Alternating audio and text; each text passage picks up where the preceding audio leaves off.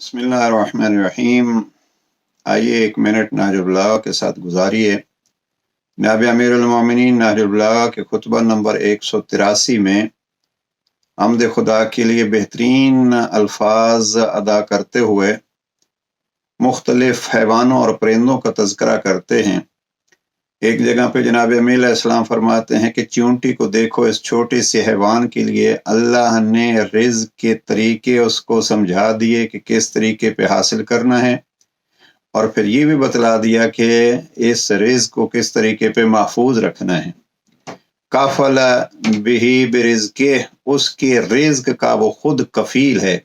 اور پھر امیر المومنین فرماتے ہیں کہ ہوا میں اڑتے ہوئے پرندوں کے رزق کی بھی اس نے خود ذمہ داری لی ہے اور ان کو رزق مہیا کر دیتا ہے۔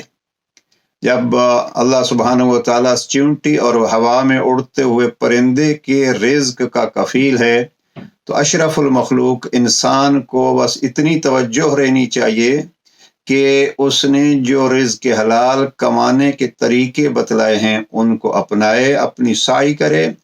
اور کبھی اگر رزق میں کمی آ جاتی ہے تو اکثر یہ ہوتا ہے کہ رزق کی کمی کی وجہ سے خدا کا گلہ شکوہ ہوتا ہے۔ نہیں، خدا کے گلے شکووں کے بجائے اس سے اور مانگیے۔ کریم اللہ انشاءاللہ وہ کفیل ہے تو خود عطا فرمائے گا۔ والسلام علیکم ورحمۃ اللہ وبرکاتہ۔